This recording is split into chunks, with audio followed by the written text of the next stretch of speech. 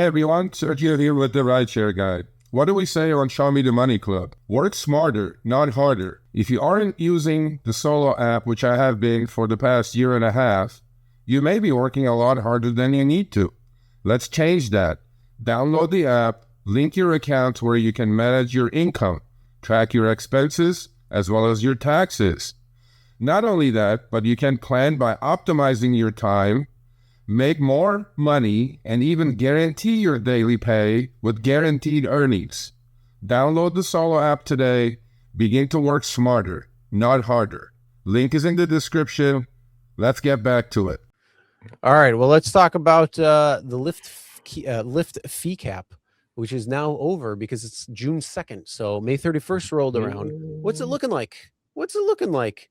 It's looking very interesting, Chris. Wow. I don't see any 70%. I mean, those are some one-off rides for sure. But you know, I'm seeing everybody here out of these 4 particular rides. One really stands out, so I'm gonna highlight that in just a moment. But you know what? I mean, the Lyft fee cap for the first ride was at 19%, so they made $1,158, and that passenger paid almost $6,200, and they earned $3,000. But the big thing I noticed is that the insurance and that line item was $2,000. So it was actually 32% of passenger fares. Chris, So I got bunch, please. So please be careful. Please send them to me, folks. Keep sending them to me. Send me as many as you like. As many as you like. Reverse that. So take your $6,200 minus the $2,000. So you would have $4,200. Now how much percentage is that 1158 out of 42? Because it ain't 19% anymore. It's higher. So well, all I can say is on all these screenshots, there is a very not familiar, but there is an expected. First of all, I've gotten a lot more than this. I have not gotten one Chris that is above 30% yet. Yeah. Every single one was under. You know, so you guys see that the green circle up top on the right side? So when you look at your monthlies at the end of the month, you're going to see that below cap, below cap, below cap, below cap. So all these drivers were below cap. Yep. But there is one thing that's very similar between all 4. When Lyft's below cap and their Lyft fee is under 30%, the external expenses, i.e. the commercial insurance and taxes and government fees, is exorbitantly high. Do you see the averages, Chris? 32%, 29%, 28%, and on the last one, because it's super part-time, happened to be 12%. So must be Florida. I mean, not Florida. Yeah, must be I'm Texas. just saying, please send me all at the end of the month. And if you finished May, please send them to me for May. Just go to your app, take a screenshot, and send it to me, just like this. I haven't gotten. If you're especially send it to me if you're above Lyft fee cap is above, like it's probably going to be in red circle, and it'll say above the cap. So you're going to get some money back. You know what I'm saying? So, were you calculating if the driver made more money under this new regime or new scheme than before, or less? Is that why you were trying to calculate? No. What I'm saying is, so they're showing. I'm just using the first one as an example. So the how it used to be was it was 70/30 after expenses. Yes. Now the Lyft fee is off the passenger payment, so 100% off the passenger payment. Yes. But if you took the $6,200, which is the 100%, subtract out the $2,000 when it comes to the external expenses, that Lyft fee goes from 19% to 27%. Yes. So you can see that just by shifting the numbers around, you know, it can shift things around. Although I don't know what driver this was for the second screenshot, but let me tell you something. You hats off, because you made Lyft 9% of money. So congratulations. They lost $277 during the month that you drove. You drove $3,000 worth of passenger payments. There was $889 worth of commercial insurance in that, which is 29%, which is still ridiculous.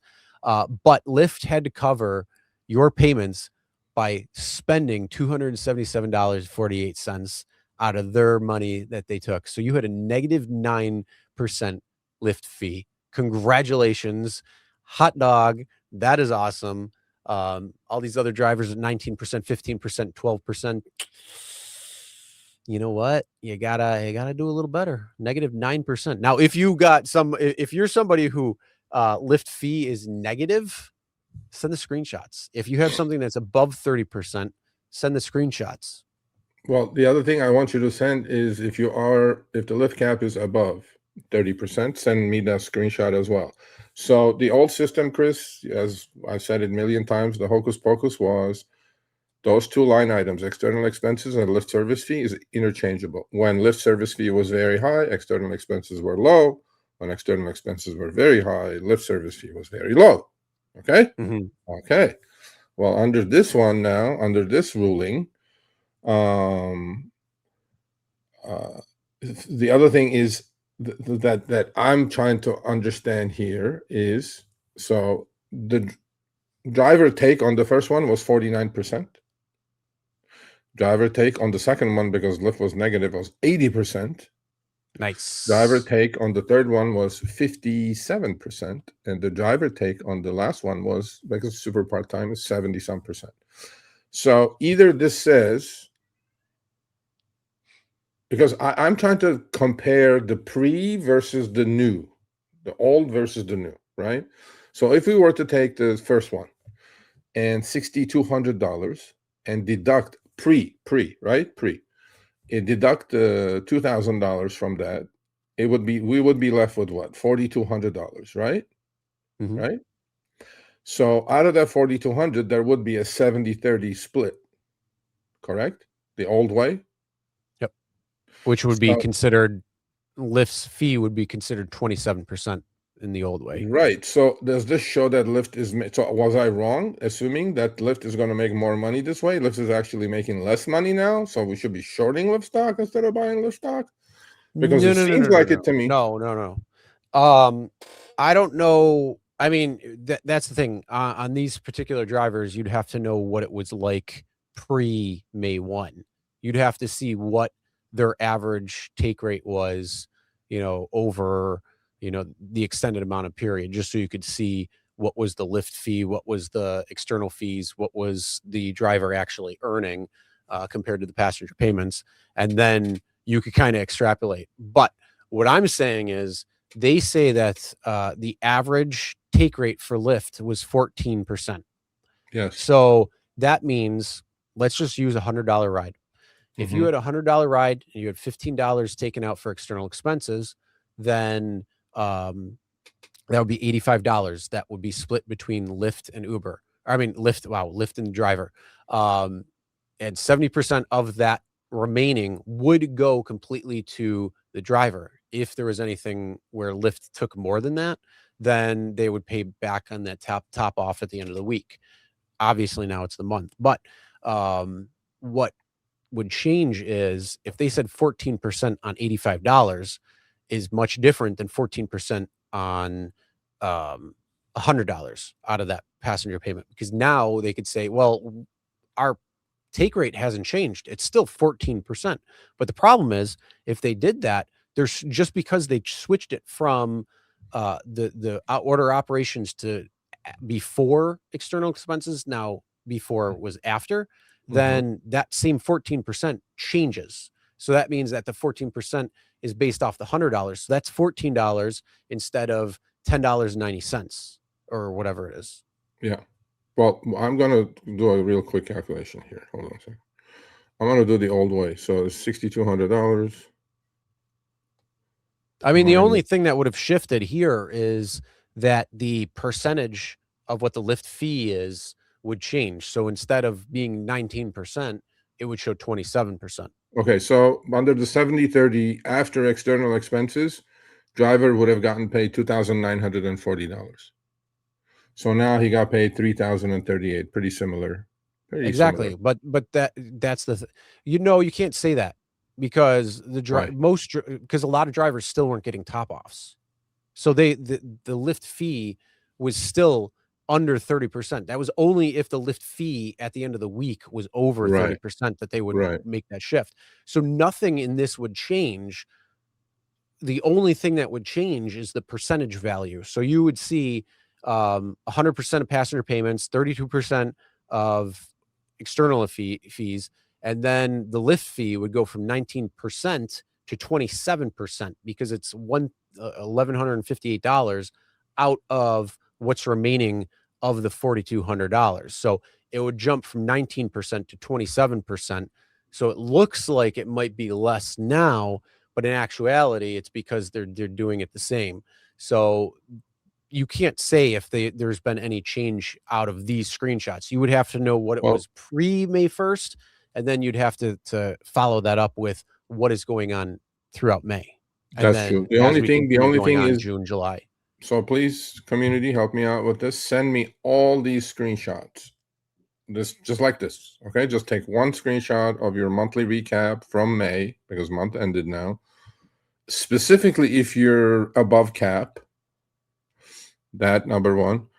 The other thing is, so nothing much has changed because I think, personally speaking, the $2,000 external expenses of 32% commercial insurance, which is 90%, 95% of that is commercial insurance, I think is exorbitant. And on all these screenshots, there is a very similar thing between all of them, that the external expenses seem extremely, extremely high to me.